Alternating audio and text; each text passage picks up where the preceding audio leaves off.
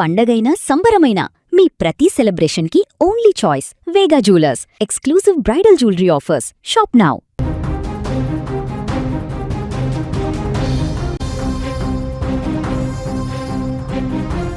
ఆటపాటలతో సందడిగా సాగిపోవాల్సిన ఆ ఇల్లు ఒక్కసారిగా శోకసంద్రంలో మునిగిపోయింది. రేపటి భవిష్యత్తుగా ఎదగాల్సిన ఆ బాలుడు కళ్ల ముందే అనంత లోకాలకు వెళ్ళిపోయాడు. కేవలం క్రికెట్ ఆడుతూ కింద పడ్డ బంతిని తెచ్చుకోవడానికి వెళ్లడమే ఆ చిన్నారికి శాపంగా మారింది. విధి ఆడిన వింత నాటకంలో కరెంట్ రూపంలో వచ్చిన మృత్యువు ఆ నిండు ప్రాణాన్ని అక్కడికక్కడే బలి తీసుకుంది.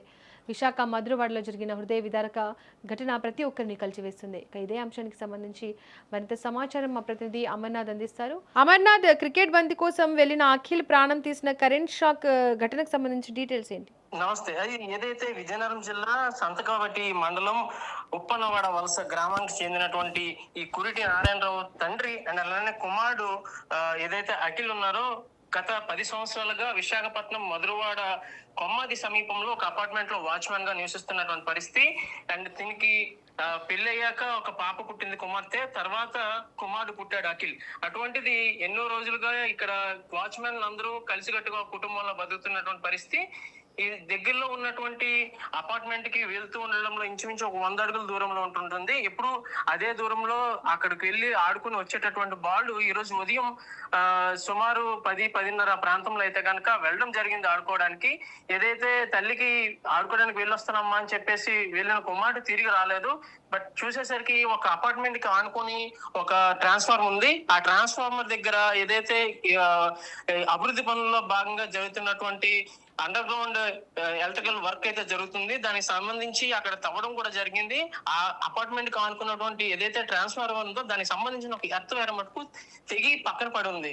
సో ఆ కనెక్షన్ లేకపోవడం వల్ల బాలుడు క్రికెట్ ఆడుతూ ఆ బాల్ కోసం అయితే కనుక అక్కడ వెళ్ళడం జరిగింది. అక్కడ కాలుకి అండ్ అలాగే చేతికి కూడా ఆ తీగలు అయితే కనుక అంటుకోవడంతో అక్కడికక్కడే మృతి చెందడం జరిగింది.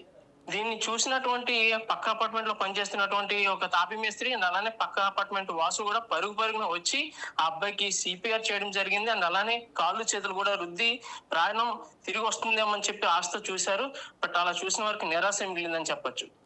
ఈ ఘటనకు సంబంధించి అటు విద్యుత్ శాఖ అధికారులు ఎవరైనా స్పందించారా? వాళ్ళు ఏమంటున్నారు?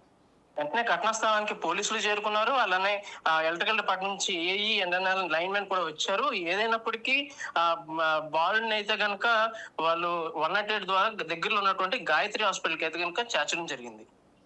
బాలుడి పరిస్థితి ఏ విధంగా ఉంది అమర్నాథ్? డాక్టర్లు అయితే కనుక తక్షణమే హాజరయ్యి బాలుడి యొక్క పరిస్థితి అయితే చూశారు. హాస్పిటల్కి వెళ్ళేసరికి బాలుడి అయితే కనుక ప్రాణాలు కోల్పోయాడని చెప్పేసి డాక్టర్లు నిర్ధారించిన పరిస్థితి అయితే కనిపిస్తా ఉంది. Right Amarnath, thank you.